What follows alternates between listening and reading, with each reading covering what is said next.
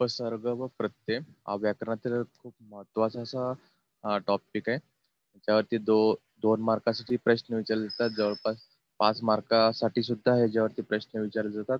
पण ते प्रश्न कसे विचारले जातात, जे उत्तर कसे द्यायचे त्या पाठातून आपण आज पाहूया. तर आजचा पाठ आहे उपसर्ग व प्रत्यय. सर्वप्रथम मग उपसर्ग म्हणजे काय? मूळ धातूच्या आधी जे अक्षरे आणि शब्द जोडले जातात त्यांना उपसर्ग असे म्हणतात. अ, आ, ना, कु, सु, स, पी, गैर, अप, बिन, परी, उप, प्र, ई इत्यादी काय आहेत, हे सर्व उपसर्ग आहेत. उपसर्ग जोडून तयार होणाऱ्या शब्दांना उपसर्ग घटित शब्द असे म्हणतात. उदाहरणार्थ गैरहजर. जेव्हा आपण गैरहजर या शब्दाची फोड करतो तेव्हा त्यातून काय निघतात? हे दोन शब्द निघतात, गैर अधिक हजर. इथे हजर या मूळ शब्दाच्या आधी गैर हे उपसर्ग जोडले आहे. म्हणजे कोणताही मूळ धातू असेल किंवा कोणताही मूळ शब्द असेल, त्याच्या आधी जो उपसर्ग जोडलेला असेल किंवा त्याच्या आधी जो शब्द आलेला असेल त्याला काय बोलतो आपण? उपसर्ग बोलतो किंवा उपसर्ग घटित शब्द बोलतो. तर उपसर्ग घटित वरचे शब्द आहेत अ, आ, ना, उ, सु, स, वी, गैर, अप, बिन, परी, उप, प्र इत्यादी. हे सर्व काय ते उपसर्ग आहेत. आणि हेच उपसर्ग जोडून तयार होणाऱ्या शब्दांना आपण काय बोलतो? उपसर्ग घटित शब्द बोलतो. जसं गैरहजर, गैर अधिक हजर. अपयश, अप अधिक यश. बिनचूक, बिन अधिक चूक. उपहार, उप अधिक हार. प्रतिकार, प्रति अधिक कार. संहार, स अधिक हार. आता याच्यामध्ये जर पाहिले याच्यामध्ये कोणते उपसर्ग आले? पहिल्यामध्ये अप हा उपसर्ग आलेला आहे, दुसऱ्यामध्ये बिन हा उपसर्ग आलेला आहे, तिसऱ्यामध्ये उप हा उपसर्ग आलेला आहे, प्रतिकारमध्ये प्रति हा उपसर्ग आलेला आहे आणि संहार मध्ये काय आलेलं आहे? स हा उपसर्ग आलेले आहेत. तर ह्या सर्वांना काय बोलतो आपण? उपसर्ग घटित शब्द असे बोलतो. प्रत्यय. पहिला आपण उपसर्ग म्हणजे काय, दुसरा पहिला आपण आता पाहतो प्रत्यय. मूळ धातूच्या नंतर जे शब्द अक्षरे किंवा शब्द जोडले जातात त्यांना प्रत्यय असे म्हणतात. जसे की न, क, करी, कडे, भर, ता, दार, वन, वान, नी, पण, पना, ऊन इत्यादी हे प्रत्यय आहेत. प्रत्यय जोडून तयार होणाऱ्या शब्दांना प्रत्यय घटित शब्द असे म्हणतो. म्हणजे उपसर्गामध्ये काय येतात? मूळ धातूच्या आधी किंवा मूळ जो शब्द असेल त्याच्या आधी जो शब्द जोडलेला असतो त्याला उपसर्ग बोलतो. पण प्रत्ययामध्ये काय येते? मूळ धातूच्या नंतर येणारा जो काही शब्द असेल त्याला आपण प्रत्यय बोलतो. ते प्रत्यय कोणते होते? न, क, करी, कडे, भर, ता, ता, दार, वन, वर, वान, नी, पण, पना, ऊन हे प्रत्यय आहेत. आणि हे शब्द जोडून हे प्रत्यय जोडून तयार होणाऱ्या शब्दांना आपण काय बोलतो? प्रत्यय घटित शब्द असे बोलतो. उदाहरण बाळासाठी, बाळा अधिक साठी. इथे बाळा या मूळ शब्दाच्या पुढे हे प्रत्यय जोडले आहे. म्हणजे बाळा या मूळ धातूच्या नंतर कोणता शब्द जोडला? साठी. त्यानंतर दुसरे अजून उदाहरण आहेत. नदीकडे, नदी अधिक कडे. झाडावर, झाडा अधिक वर. जनता, जन अधिक ता. दुकानदार, दुकान अधिक दार. शहाणपणा, शहाण अधिक पणा. त्याच्यामध्ये कोणते उपसर्ग आले होते? पहिल्यामध्ये नदीकडे मध्ये कडे हा प्रत्यय आला, झाडावरती वर हा प्रत्यय आला, तिसऱ्यामध्ये त हा प्रत्यय आला, दुकानदारामध्ये दार हा प्रत्यय आला, शहाणपणामध्ये पणा हा प्रत्यय आला. ह्या सर्वांना आपण काय बोलतो? हे प्रत्यय घटित शब्द असे बोलतो. आता दोघांमध्ये फरक काय आहे? दोघांमध्ये सिंपलचा फरक आहे. उपसर्गामध्ये काय असतात? हे उपसर्गामध्ये मूळ धातूच्या अगोदर हे काय येतात? ते शब्द येतात. पण प्रत्ययामध्ये काय येतात? ते मूळ धातूच्या नंतर. फक्त हा फरक कोणता आहे, आधी आणि नंतरचा. आधी जर शब्द जोडला असेल तर त्याला आपण काय बोलणार, उपसर्ग असे बोलणार. आणि तो जर नंतर शब्द आला असेल किंवा मूळ धातूच्या नंतर जर शब्द जोडला असेल त्याला आपण काय बोलणार, प्रत्यय. तरी आपण पाहिलं उपसर्ग आणि प्रत्ययांची जे उदाहरणही पाहिली की कशी त्याच्या मूळ धातूच्या अगोदर आणि नंतर काय केले जातात, ते शब्द जोडले जातात. आता सामान्य रूप. शिक्षकांनी गोविंदाला वर्गात शाबासकी दिली. वरील वाक्यात शिक्षकांनी गोविंदाला वर्गात ही विभक्ती रूपे आहेत. ही रूपे तयार करताना या शब्दांना नि, ला, त ही अक्षरे जोडली जातात. त्यांना विभक्तीचे प्रत्यय असे म्हणतात. हे प्रत्यय जोडताना शिक्षक, शिक्षका, गोविंद, गोविंदा, वर्ग, वर्गा अशी रूपे तयार होतात आणि ह्या रूपांनाच आपण सामान्य रूप असे म्हणतो. आता कोणताही वाक्य असेल, कोणतेही वाक्य अर्थपूर्ण वाक्य जर तयार करायचं असेल तर त्याला काय करावं लागतात, काही शब्द जोडावे लागतात, काही अक्षरे जोडावे लागतात. त्यानंतरच तो वाक्य काय होतं, ते अर्थपूर्ण असे वाक्य होतं. नाहीतर मी नुसतं बोललो शिक्षक, गोविंदा, वर्ग, शाबासकी दिली, ह्याच्यातून काही अर्थपूर्ण वाक्य तुम्हाला समजून जाईल की हा काय बोलायचंय, पण ते वाक्य काय होणार नाही, अर्थपूर्ण वाक्य होणार नाही. त्यामुळे ते वाक्य जर प्रत्यय लावावे लागतात, उपसर्ग लावावे लागतात, त्यांना अक्षरे जोडतो आपण, त्यांना काय बोलतात, हे विभक्तीचे प्रत्यय असे बोलतो. आता शिक्षक, त्यांना कोणता प्रत्यय जोडला, शिक्षका. गोविंदाचं काय झालं, गोविंदा. वर्गाचं काय झालं, वर्गा. तर हे काय आहेत त्यांचे, हे विभक्तीचे प्रत्यय जोडले. आणि हे विभक्तीचे प्रत्यय जोडल्यानंतर जे काही रूपे तयार होतात त्यांना आपण काय बोलतो, सामान्य रूप असे म्हणतो. विभक्तीचे प्रत्यय जोडताना किंवा शब्दयोगी अव्यय जोडण्यापूर्वी शब्दाच्या मूळ रूपात बदल होऊन जे रूप तयार होते त्यांना सामान्य रूप असे म्हणतात. तर याची व्याख्या काय आहे की विभक्तीचे प्रत्यय जोडताना म्हणजे आपण कोणते वाक्य अर्थपूर्ण तयार करतो, वाक्य अर्थपूर्ण तयार करताना जे काही प्रत्यय जोडणार आहेत का, विभक्तीचे जे काही प्रत्यय जोडतो आपण किंवा शब्दयोगी अव्यय जोडण्यापूर्वी शब्दाच्या मूळ रूपात बदल होऊन जे रूप तयार होते त्याला सामान्य रूप असे म्हणतात. म्हणजे पूर्वीचे जे रूप असेल त्या रूपाला विभक्तीचे प्रत्यय जोडून जो काही शब्द तयार होईल किंवा जे काही वेगळं रूप तयार होईल त्याला आपण काय बोलतो, सामान्य रूप असे म्हणतो. उदाहरणार्थ, त्याला किती बरे वाटले. दुसरा, बंडूने घराबाहेर पाय काढला. आता ह्याच्यामध्ये दिलेले शब्द, आता अंडरलाईन केलेले शब्द कोणता असेल किंवा जो काही अधोरेखित केलेले शब्द असेल. आता तुम्हाला परीक्षेत येताना शब्द कसा येतो, तुम्हाला असे 2 उदाहरणे दिली जातील किंवा 1 उदाहरण दिले जातील. त्याला किती बरे वाटले, बंडूने घराबाहेर पाय काढला. कोणताही शब्द त्याला काय केलं जाईल, अधोरेखित केला जाईल, अंडरलाईन केला जाईल आणि त्या शब्दाचं तुम्हाला काय विचारलं जाईल, सरळ रूप काय असेल आणि सामान्य रूप काय आहे त्या शब्दाचं हे विचारलं जाईल. आता ह्याच्यामध्ये पहा, अधोरेखित केलेले शब्द कोणते, दिलेला शब्द त्याला. आता त्यालाच सरळ रूप काय येणार, तो. आणि त्याला सामान्य रूप काय केलं आपण, त्या. दुसरा आहे घराबाहेर. घराबाहेरचं सरळ रूप काय, घर. आणि सामान्य रूप काय, घरा. तर हे अशा प्रकारचे काय केले जातं, तुम्हाला परीक्षेमध्ये प्रश्न विचारले जातात. कोणते तुम्हाला 2 वाक्य दिले जाणार, 2 वाक्यामध्ये कोणते अक्षर असतील किंवा शब्द असेल तो तुम्हाला अधोरेखित केला जाईल. अधोरेखित केल्यानंतर त्या अधोरेखित शब्दाचं तुम्हाला काय केलं जाईल, सरळ रूप विचारलं जाईल किंवा सामान्य रूप विचारलं जाईल. जसं त्याला याचं सरळ रूप असेल तो, सामान्य रूप असेल त्या. घराबाहेर याचं सरळ रूप असेल घर आणि सामान्य रूप असेल घरा. तर हे आपण पाहिलं सामान्य रूप. कोणती विभक्ती प्रत्यय जोडून जो काही शब्द तयार होईल किंवा ज्याच्या रूपामध्ये बदल होतो मूळ रूपामध्ये त्याला आपण काय बोलतो, सामान्य रूप असे म्हणतो.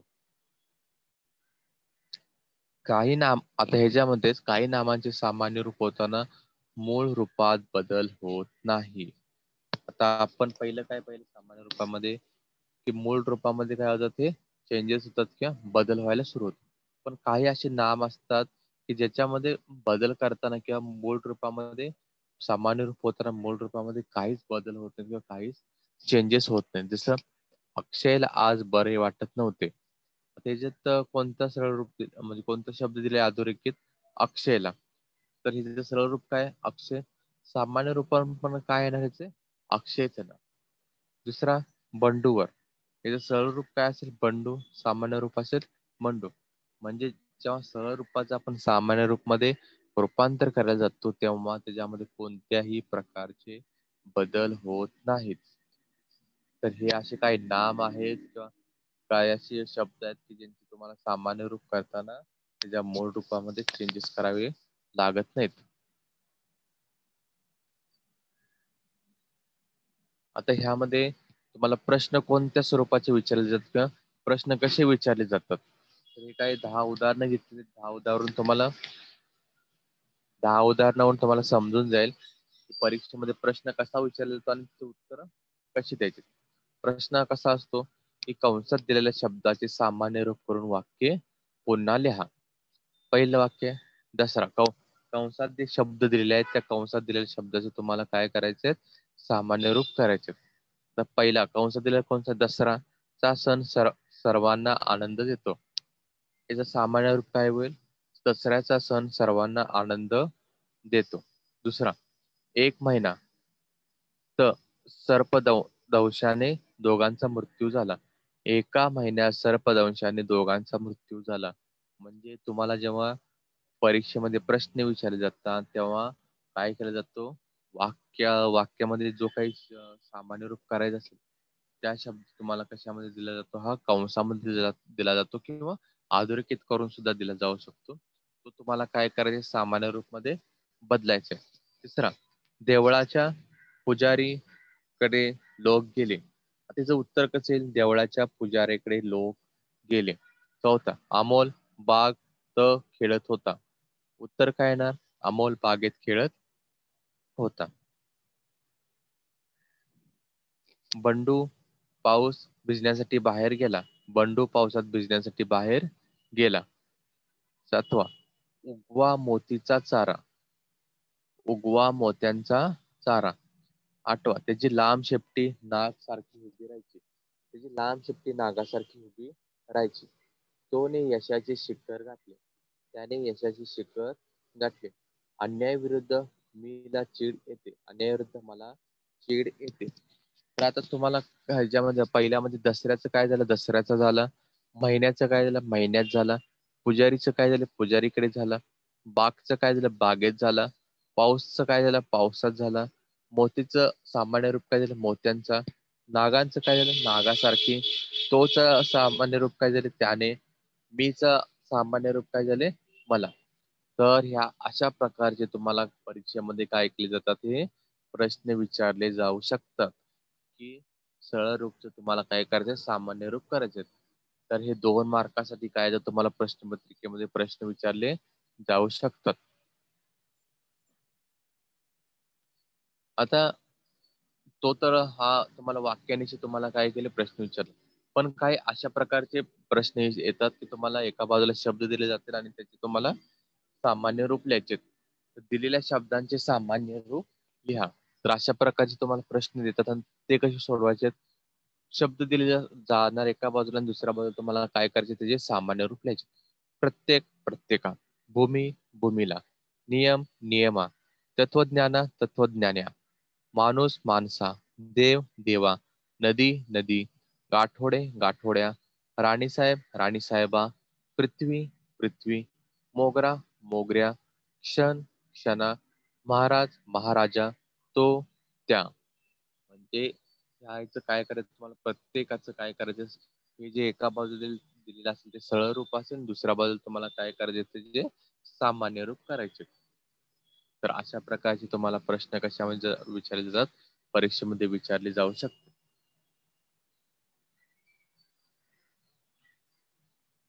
तिसरा असेल दिलेल्या शब्दांचे सामान्य रूप लिहा. पहिला शब्द आहे, दिलेला शब्द कोणता आहे? माणसांची. आता त्याचा मूळ शब्द काय आहे? माणसे. पण ह्याचं सामान्य रूप काय येणार? माणसा. दुसरा आहे बोलण्याचे. मूळ शब्द बोलणं. सामान्य रूप बोलण्या. तिसरा शब्द आहे शाळेत. मूळ शब्द आहे शाळा. सामान्य रूप शाळे. दिलेले शब्द आहे तुरुंगात. मूळ शब्द आहे तुरुंग. सामान्य रूप येणार तुरंगा. दिलेले शब्द आहे गाडीतून. मूळ शब्द आहे गाडी, सामान्य रूप पण काय येणार याचे, गाडीचे येणार. आता हा एक असा शब्द आहे किंवा हा एक असं नाम आहे की याचं सामान्य रूप आणि सरळ रूप काय येणार आहे, सेमच येणार किंवा हे त्याच प्रकारचे नाही, त्यामध्ये कोणत्याही प्रकारचे काय होत नाहीत, बदल होत नाहीत. दिलेले शब्द आहे रंगशाळेला, मूळ शब्द आहे रंगशाळा, सामान्य रूप असेल त्याचे रंगशाळे. दिलेले शब्द आहे समारंभाना, मूळ शब्द आहे समारंभ, सामान्य रूप असेल समारंभा. दिलेले शब्द आहे संसाराच्या, मूळ शब्द आहे संसार, सामान्य रूप असेल संसारा. तर याच्यामध्ये तुम्हाला एक शब्द दिलेला असेल, शब्दाचं तुम्हाला मूळ शब्द आणि सामान्य रूप हे दोन्ही पण काय करावे लागणार आहे, ते तुम्हाला ओळखावे लागणार आहे.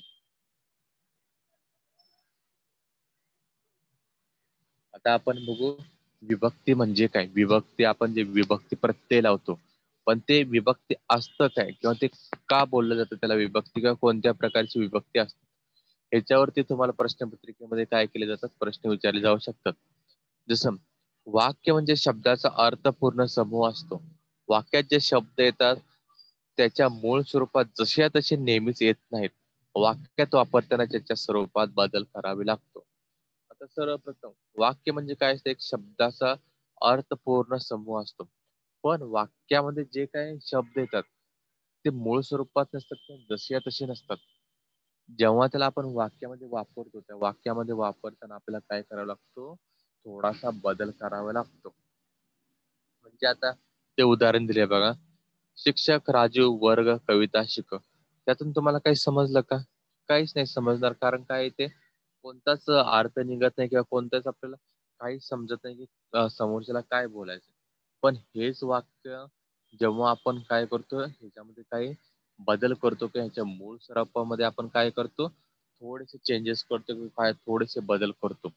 जसं की असे शब्द एकापुढे एक आले तर काहीच अर्थबोध होत नाही. या शब्दाच्या समूहाला वाक्य म्हणता येत नाही. वाक्याची आपण काल आपण वाक्याची व्याख्या काय पाहिली, कोणत्याही शब्दाच्या शब्द समूहाच्या अर्थ, वाक्य म्हणजे शब्दाच्या अर्थपूर्ण समूह. म्हणजे शब्दाचा जो काही अर्थपूर्ण समूह असेल त्याला आपण वाक्य बोलतो. शब्दाचा समूह तर आहे पण त्याला अर्थ नाहीये काय, तर ते वाक्य होणार नाही, मग त्याला आपण वाक्य बोलता येत नाही. पण त्याच्या रचनेमध्ये आपण जर बदल केला, त्या शब्दाच्या जे काही सरळ रूप असेल शब्दाचे, याचं आपण जर सामान्य रूप केले किंवा त्याच्यामध्ये काही चेंजेस केले, तर तो शब्दाचा समूह काय बनेल, हा अर्थपूर्ण समूह बनेल. जसं आता ह्याच्यामध्ये चेंजेस केले, काय चेंजेस केले किंवा काय बदल केला, आपलं उदाहरण काय होतं, शिक्षक राजू वर्ग कविता शिकव. त्याच्यामध्ये आपण काय केलं, बदल केला. जसं शिक्षकांनी राजूला वर्गात कविता शिकवली, या रचनेला वाक्य म्हणता येतील. अशा प्रकारे अर्थपूर्ण वाक्य बनवण्यासाठी त्या शब्दामध्ये बदल व्हायला हवेत. तर हे काय होतात, हे आपण जेव्हा शब्द किंवा त्याला अर्थपूर्ण समूह जेव्हा तयार करतो, त्याच्यामध्ये आपल्याला काय करावे लागतात, हे थोडेसे बदल करावे लागतात किंवा ते बदल आवश्यकच आहेत. म्हणजेच वाक्यातील शब्दाच्या एकमेकाशी आणि क्रियापदाशी असलेला संबंध दाखवण्यासाठी नाम किंवा सर्वनाम यांच्या स्वरूपात बदल किंवा विकार करावा लागतो, तरच ते वाक्य अर्थपूर्ण बनते. म्हणजे नाम व सर्वनामे याच्या वाक्यातील क्रियापदाशी इतर शब्दांशी येणारे संबंध ज्या विकाराने दाखवले जातात, त्या विकारांना विभक्ती असे म्हणतात. म्हणजे जर वाक्य हे जो काही शब्दाचा समूह असेल, तो तर अर्थपूर्ण बनवायचा असेल, तर शब्दांचा एकमेकाशी आणि क्रियापदाशी असलेला संबंध नाम किंवा सर्वनाम यांच्या स्वरूपात बदल किंवा विकार करावा लागतो. म्हणजे याच्यामध्ये काही थोडेफार चेंजेस करावे लागतील किंवा थोडेफार बदल करावे लागतील, तर ते वाक्य अर्थपूर्ण बोलतो. पण नाम व सर्वनामे यांच्या वाक्यातील क्रियापदाची इतर शब्दांशी येणारे संबंध ज्या विकाराने दाखवले जातात, त्या विकारांना विभक्ती असे बोलतात. म्हणजे जर तो जो काही शब्दाचा समूह असेल, तो शब्दाचा समूह जर अर्थपूर्ण बनवायचा असेल, तर त्यांना काही विकार करावे लागतात किंवा काही बदल करावे लागतात. आणि जे काही संबंध असतील त्या विकाराने दाखवले जातात, त्या विकारांना आपण काय बोलतो, विभक्ती असे म्हणतो. जसं नामाची किंवा सर्वनामाची विभक्तीचे रूपे रूप तयार करण्यात त्याला जे अक्षर जोडतात त्यास विभक्ती प्रत्ययाचे म्हणतात. म्हणजे जी विभक्ती रूप तयार करण्यात जे अक्षर जोडतात त्यांना विभक्ती प्रत्यय असे म्हणतात. तर वरील वाक्यात आपण कोणते विभक्ती प्रत्यय जोडले? नि, ला, त. पहिल्या शब्दात जोडला नि, दुसऱ्या शब्दात जोडला ला, दुसऱ्या शब्दात जोडला त. तर हे याला काय बोलतो आपण? विभक्ती प्रत्यय असे बोलतो. म्हणजे विभक्तीची जर व्याख्या पाहायला गेलो तर विभक्तीची व्याख्या काय?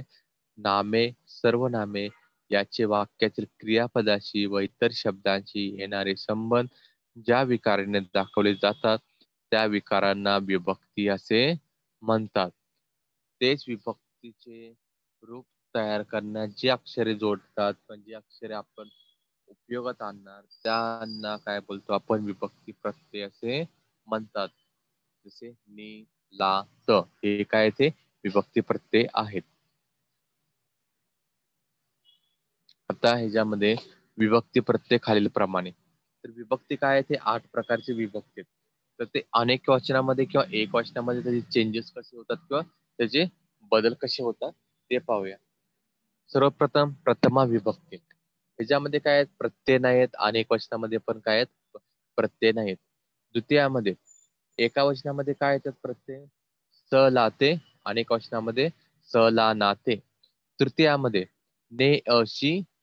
अनेक वचनामध्ये ने नी ही ही शी. चतुर्थीमध्ये एका वचनामध्ये स लाते. अनेक वचनामध्ये स ला ना ते. पंचमी विभक्तीमध्ये एक वचन ऊन हून. अनेक वचनामध्ये ऊन हून. यामध्ये काही चेंजेस होणार नाहीत. षष्टीमध्ये चा ची चे. अनेक वचनामध्ये चे च्या ची. सप्तमीमध्ये त इ आ. अनेक वचनामध्ये त इ आ. आता संबोधन मध्ये याच्यामध्ये प्रत्यय येणार नाही एका वचनामध्ये पण अनेक वचनामध्ये काय येतात ते नो हा प्रत्यय येतो. तर ह्या प्रकारचे काय आहे ते 8 प्रकारचे शब्द विभक्ती आहेत. तर त्या विभक्तीमध्ये अनेक वचनामध्ये कोणते प्रत्यय येतात आणि एक वचनामध्ये कोणते प्रत्यय येतात हे आपण पाहिलं. उदाहरणाद्वारे आपण पाहू की विभक्ती प्रत्यय कसे लावले जातात आणि ते त्यामध्ये कसे बदल केले जातात. जेवढे जास्त आपण उदाहरण समजणार आहे. अधोरेखित शब्दांचे विभक्ती प्रत्यय सांगा. तुम्हाला काय केले जाणार हे असे शब्द एक वाक्य दिले जाणार. त्या वाक्यामध्ये तुम्हाला काही शब्द असे अधोरेखित करून दिले जातात. त्या अधोरेखित केलेल्या शब्दांचे तुम्हाला काय करायचे ते विभक्ती प्रत्यय सांगायचे. पहिला असेल आईने अशोकला घड्याळ दिले. आता ह्याच्यामध्ये 2 शब्द काय केले तुम्हाला अधोरेखित करून दिलेले आहेत. पहिला शब्द आहे आईने, दुसरा शब्द आहे अशोकला. तर आईने ज्यामध्ये प्रत्यय कोणता लागला? ने. पण ही कोणती विभक्ती आहे ना? तृतीय एक वचन. अशोकला ह्याच्यामध्ये प्रत्यय कोणता जोडला? ला. कोणती विभक्ती आली? चतुर्थी एक वचन. दुसरा असेल मुलांनी शिक्षकांच्या आज्ञा पाळाव्यात. तर ह्याच्यामध्ये 2 अधोरेखित शब्द दिलेत मुलांनी आणि शिक्षकांच्या. पहिल्या शब्दात कोणता विभक्ती प्रत्यय जोडलेला आहे? नी. आणि विभक्ती कोणते? तृतीय अनेक वचन. दुसरा शब्द असेल शिक्षकांच्या. त्याच्यामध्ये विभक्ती प्रत्यय कोणता आहे? च्या. पण याचा विभक्ती कोणते? षष्टी अनेक वचन. तिसरा आजी देवळात गेली. यामध्ये पहिला शब्द कोणता आहे? आजी आणि दुसरा शब्द आहे देवळात. आजी याला कोणता प्रत्यय लागलेला आहे? नाही लागले. यामध्ये कोणताही प्रत्यय नाही. मग ते कोणत्यामध्ये मोडणार? प्रथमा एक वचन. कारण आजी हे काय नाम आहे आणि नामामध्ये कोणताही आपण काय करत नाही बदल करत नाही. दुसरा शब्द आहे देवळात. कोणता विभक्ती प्रत्यय लागलेला आहे? त. कोणती विभक्ती आहे? सप्तमी एक वचन. चौथा असेल मुलांनो वर्गात शांत बसा. ह्याच्यामध्ये कोणता शब्द दिलेले? 2 शब्द दिलेत मुलांनो आणि दुसरा आहे वर्गात. पहिल्या शब्दाला कोणता विभक्ती प्रत्यय लागलेला आहे? नो. कोणती विभक्ती ना? संबोधन अनेक वचन. दुसरा आहे वर्गात. कोणता विभक्ती प्रत्यय लागले? त. आणि कोणती विभक्ती आहे? सप्तमी एक वचन. हे अशा प्रकारचे प्रश्न सोडवताना तुम्हाला हा जो तक्ता असेल हा तक्ता तुम्हाला तोंडपाठ असलाच पाहिजे. जो पण हा तक्ता तुम्हाला तोंडपाठ नसेल तर तुम्हाला ते विभक्ती ओळखता येणार नाहीत. विभक्ती कोणती आहे आणि कोणते विभक्ती प्रत्यय जोडले आहेत हे तुम्हाला सांगता येणार नाही. त्याच्यामुळे हा तक्ता तुम्हाला तोंडपाठ असणे खूपच गरजेचं आहे. विभक्ती विभक्ती 8 प्रकारची आहेत. प्रथमा, द्वितीय, तृतीय, चतुर्थी, पंचमी, षष्ठी, सप्तमी, संबोधन. आणि एक वचनामध्ये कोणते प्रत्यय लागतात आणि अनेक वचनामध्ये कोणते प्रत्यय लागतात हे तुम्हाला माहिती असलं पाहिजे. कारण जेव्हा आपण अशा प्रकारचे प्रश्न विचारतो तेव्हा तुम्हाला विभक्ती प्रत्यय सांगून तुम्हाला कोणत्या प्रकारची विभक्ती वापरली आहे हेही तुम्हाला काय करावं लागतं तिथे सांगावे लागतं. आता विभक्ती ओळखा.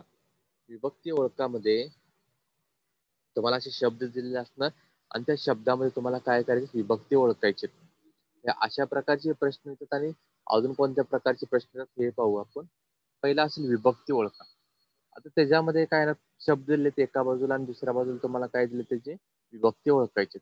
पहिला असेल माणसांची विभक्ती षष्टी अनेकवचन, तासाभराने तृतीय एकवचन, समाजात सप्तमी एकवचन, मित्रमंडळाची तृतीय अनेकवचन, मैत्रिणी मैत्रिणीची षष्टी एकवचन, क्षमा प्रथमा एकवचन, आगगाडीचं पंचमी एकवचन, एकमेकांना चतुर्थी अनेकवचन, अमेरिकेत सप्तमी एकवचन, डिकन्स प्रथमा एकवचन, खोलीत सप्तमी एकवचन, त्यांच्याशी तृतीय एकवचन, माळी प्रथमा एकवचन, शाळेत सप्तमी एकवचन, गतिशील प्रथमा एकवचन, अक्षर ज्ञानाची षष्टी एकवचन, आम्हाला चतुर्थी एकवचन अनेकवचन सॉरी, भावनेने तृतीय एकवचन, विद्यालय प्रथमा एकवचन, भिंतीच्या षष्टी अनेकवचन, चांदीचा षष्टी एकवचन, हाती तृतीय अनेकवचन, विवेकानंदाने तृतीय अनेकवचन, शिकागोहून पंचमी एकवचन, चित्रकलेची षष्टी एकवचन. आता ह्याच्यामध्ये जर तुम्ही पाहिलं की असे मध्ये मध्ये खूप असे शब्द आले की ज्याचे कोणतेच चेंजेस नाही झाले का कोणत्याही प्रकारची विभक्ती प्रत्यय जोडत नाहीत. जेव्हा कोणतेही विभक्ती आपण जोडत नाही त्यावेळी ते कंपल्सरी किंवा त्या आवश्यकच असे बोला की ते तुम्हाला काय करायचे ते कशामध्ये जोडायचे ते प्रथम एकवचनामध्ये जाणार. जसं काही नाम असतात ते आहे कोणता माळी हा नाम आलेला आहे, शमा हा नाम आलेला आहे, त्यामध्ये कोणतेही काय होत नाही तुम्हाला बदल करता येत नाहीत किंवा बदलांची आवश्यकता नसते. त्यावेळी ते सगळे कशामध्ये जाणार हे प्रथम एकवचन मध्ये जाणार.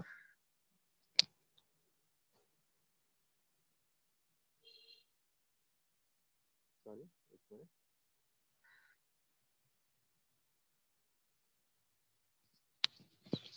आता दुसऱ्या प्रकारचे कोणते येणार शब्द किंवा दुसऱ्या प्रकारचे तुम्हाला कोणते प्रश्न विचारले जाऊ शकतात. आता आपण सुरुवातीपासून जे आपण शिकलो उपसर्ग शिकलो, त्यानंतर विभक्त प्रत्यय शिकलो, त्यानंतर आपण सरळ रूप सामान्य रूप कसं करायचं ते शिकलो, त्यानंतर विभक्ती आणि विभक्ती प्रत्यय कोणतं आहे हे शिकलो. आता हे सर्व मिळून काय करू शकतात हे त्याच्यावर आधारित सुद्धा काय केले जाऊ शकतात ते प्रश्न विचारले जाऊ शकतात. तर कसे प्रश्न विचारतात ते बघू. प्रथम पहिला, रमेशचा भाऊ शाळेत गेला हे वाक्य दिले आहेत. आता ह्याचं तुम्हाला काय करायचं सरळ रूप करायचंय सामान्य रूप करायचंय तर प्रत्यय सांगायचा आणि त्याची विभक्ती ओळखायची. रमेशचा भाऊ शाळेत गेला, सरळ रूप रमेश, सामान्य रूप रमेश, प्रत्ययचा विभक्ती षष्टी एकवचन. दुसरा असेल बँकेने शेतकऱ्याला कर्ज दिले, सरळ रूप शेतकरी, सामान्य रूप शेतकऱ्या, प्रत्यय ला, विभक्ती चतुर्थी एकवचन. तिसरा, सुट्टीत तो सुट्टीत तो मित्रांशी खेळतो, सरळ रूप काय असेल मित्र असेल, सामान्य रूप मित्रा, प्रत्यय काय असेल शी, विभक्ती असेल तृतीय अनेकवचन. चौथा, मंडईत फळांच्या गाड्या आहेत, सरळ रूप फळ, सामान्य रूप फळा, प्रत्ययच्या विभक्ती षष्टी अनेकवचन. तर यामध्ये काय येतात सरळ रूप सामान्य रूप प्रत्यय आणि आपण काय पाहिले विभक्ती पाहिले. मी तुम्हाला प्रश्नपत्रिका दाखवतो. प्रश्नपत्रिकामध्ये कसे प्रश्न विचारले जाऊ शकतात आणि कुठे कुठे प्रश्न विचारले जाऊ शकतात. हा आपला काय ते मराठीचा जो आपला हे असेल नमुना प्रश्नपत्रिका आहे त्याच्यामध्ये कुठे कुठे प्रश्न विचारले जाऊ शकतात ते पहा.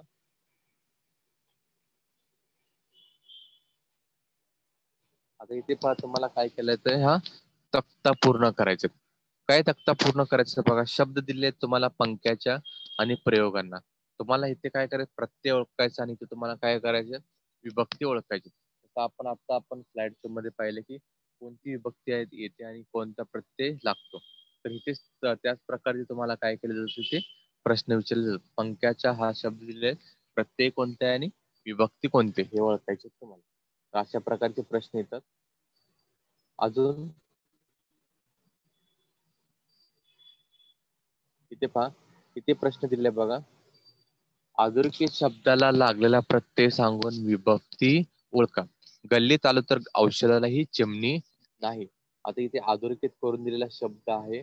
त्या अधोरेखित शब्दाला लागलेलं तुम्हाला काय करायचं प्रत्यय सांगून त्याची विभक्ती ओळखायची. म्हणजे प्रत्यय कोणता आलेला आहे कोणता प्रत्यय वापरलेला आहे आणि कोणती विभक्ती सांगायची. प्रथमा द्वितीया तृतीया चतुर्थी पंचमी षष्टी हे कोणत्या प्रकारचे विभक्ती आहेत हे तुम्हाला ओळखायचे. म्हणजे आता विभाग चौथा असेल व्याकरण असेल. आता ह्याच्यामध्ये पहा तुम्हाला चौथा प्रश्न काय दिलेत अधोरेखित शब्दाविषयी खालील माहिती भरून तक्ता पूर्ण करा. आता इथे काय दिले तुम्हाला दोन हे दिलेत प्रश्न दिलेले दोन तुम्हाला काय दिले वाक्य दिले त्यातून तुम्हाला सरळ रूप आणि सामान्य रूप दाखवायचे. अधोरेखित केलेले शब्द अधोरेखित केलेले शब्द तुम्हाला सरळ रूप आणि सामान्य रूप दाखवायचे. रमेशचा भाऊ शाळेत गेला. कोणता अधोरेखित केलेला शब्द शाळेत. सरळ रूप कोणता असणार शाळा. सामान्य रूप काय आहे त्याचे शाळेत. सुट्टीत तो मित्रांशी खेळतो. सरळ रूप काय असेल मित्र. सामान्य रूप काय असेल मित्रांशी. म्हणजे ह्या अशा प्रकारचे तुम्हाला काय केले जाते प्रश्न विचारले जाऊ शकतात.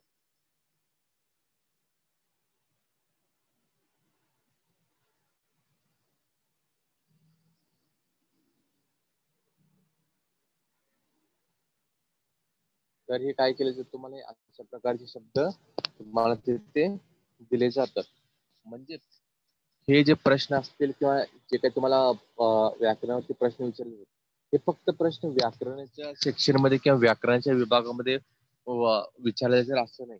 तुम्हाला जे काही उतारे दिले जातात उतारामध्ये जे काही जे प्रश्न येतात ते एक दोन प्रश्न तुम्हाला ते व्याकरणावरतीही विचारले जाऊ शकतात. तर हे प्रश्नपत्रिकेमध्ये काय येतात अशा प्रकारचे तुम्हाला प्रश्न विचारले जाऊ शकतात. विभक्ती कोणती आणि प्रत्यय कोणता. सरळ रूप कोणते आणि सामान्य रूप कोणते.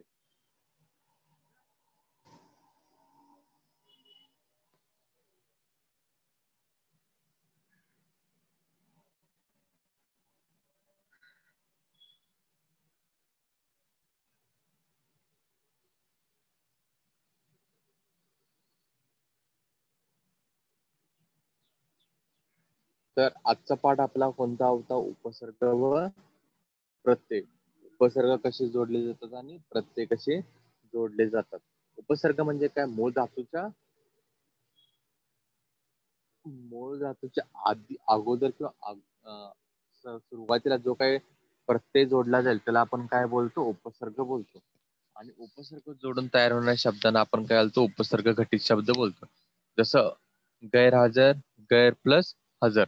अपयश अप प्लस यश. दुसरा असेल प्रत्यय. प्रत्यय म्हणजे काय मूळ धातूच्या नंतर जो काही अक्षरे जोडली जाणार किंवा जे काही शब्द जोडले जाणार त्यांना आपण काय बोलणार प्रत्यय असे बोलतो. उपसर्गामध्ये अगोदर जोडले जातात आणि प्रत्ययामध्ये नंतर जोडले जातात. आणि प्रत्यय जोडून जो काही शब्द तयार होईल त्यांना आपण काय बोलतो प्रत्यय घटित शब्द असे म्हणतो. उदाहरणार्थ बाळासाठी बाळा प्लस साठी. सामान्य रूप. सामान्य रूप म्हणजे काय कोणत्याही स्थळरूप शब्दाचा त्याला प्रत्यय जोडून किंवा विभक्तीचे प्रत्यय जोडताना त्याच्या मूळ रूपामध्ये काही बदल करावे लागतात त्याला आपण काय बोलतो, सामान्य रूप असे बोलतो. म्हणजे ह्याचे शब्द दिले त्याला, ते सरळ रूप आहे तो, पण सामान्य रूप काय येणार त्या. म्हणजे जर वाक्य जर अर्थपूर्ण बनवायचं असेल तर वाक्य अर्थपूर्ण बनवताना तुम्हाला काय करायचे, तिथे काही चेंजेस करायचे, काही बदल करायचे, आणि जो बदल करण्याला आपण काय बोलतो, सामान्य रूप असे म्हणतो.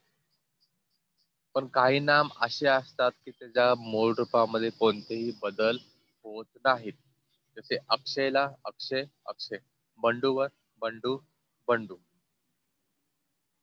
तर अशा प्रकारे तुम्हाला उदाहरणे दिली जातात, वाक्य दिले जातात. वाक्यामध्ये कोणताही शब्द तुम्हाला अधोरेखित केला जाईल किंवा कंसामध्ये जाईल आणि तुम्हाला त्याचे काय करायचे, ते सामान्य रूप दाखवायचे. जसं दसराचा सण सर्वांना आनंद देतो, दसऱ्याचा सण सर्वांना आनंद देतो. ते सामान्य रूप आहेत. प्रत्येका, गाठोडे गाठोड्या, भूमी भूमीला, राणीसाहेब राणीसाहेबा, नियम नियमा, पृथ्वी पृथ्वी, तत्वज्ञाना तत्वज्ञान्या, मोगरा मोगऱ्या, माणूस माणसा, क्षण क्षणा, देव देवा, महाराज महाराजा, नदी नदी, तो त्या. आता इथे काय मूळ शब्द दिले आहेत, मूळ शब्दावरून तुम्हाला काय करायचं, सामान्य रूप करायचे आहेत त्याचे किंवा ओळखायचे. दिलेले शब्द आहे माणसांचे, मूळ शब्द आहे माणसे, आणि सामान्य रूप असेल त्याचे माणसा. दिलेले शब्द आहे बोलण्याचे, मूळ शब्द आहे बोलणं, सामान्य रूप असेल बोलणं. आणि शेवटचा घटक पाहिला आपण तो म्हणजे विभक्ती. विभक्तीमध्ये कसं असतं की कोणत्याही शब्दाच्या समूहाला आपण वाक्य बोलू शकत नाही. जसं सांगितलं, शिक्षक राजू वर्ग कविता शिकवतो, हाही शब्दाचा समूह आहे, पण त्या अर्थपूर्ण समूह आहे का नाही. जर तो शब्दाचा अर्थपूर्ण समूह असेल त्यालाच आपण काय बोलतो, आपण वाक्य असे बोलतो. पण वाक्य जर अर्थपूर्ण बनवायचे असेल तर त्यामध्ये काही तुम्हाला बदल करावे लागतील, त्यामध्ये काही तुम्हाला चेंजेस करावे लागतील. ते चेंजेस करताना किंवा जे काही बदल करताना तुम्हाला काही विकार करावे लागतात किंवा त्याच्यामध्ये काही त्याच्या स्वरूपात बदल करावे लागतात. आणि जे काही विकार करणार आहे, आपण जे काही बदल दाखवणार आहे, त्या विकारांना किंवा त्या बदलांना आपण काय बोलतो, विभक्ती असे बोलतो. म्हणजे एक शब्दाच्या समूहाला अर्थपूर्ण समूह बनवायचा असेल तर त्यामध्ये काही थोडेसे चेंजेस करावे लागतील, त्यामध्ये काही थोडेसे बदल करावे लागतील. त्या बदलांना आपण काय बोलतो, विभक्ती असे बोलतो. पण विभक्ती बदल करताना आपण त्यामध्ये काही प्रत्यय लावतो, त्या प्रत्ययाने आपण काय बोलतो, विभक्ती प्रत्यय असे बोलतो. जसं आता यामध्ये तुम्हाला काय महत्वाचे आहे की 8 प्रकारचे विभक्ती आहेत. प्रथमा द्वितीय तृतीय चतुर्थी पंचमी षष्टी सप्तमी संबोधन. तर ह्याच्यामध्ये एक वचन आणि अनेक वचन. प्रथमामध्ये प्रत्यय नाहीत अनेक वचनामध्ये. द्वितीयामध्ये अनेक वचनामध्ये स लाते, अनेक वचनामध्ये स ला नाते. तृतीयामध्ये ने अशी, ने इ इशी. चतुर्थीमध्ये स लाते, अनेक वचनामध्ये स ला नाते. पंचमध्ये ऊन होऊन, ऊन होऊन.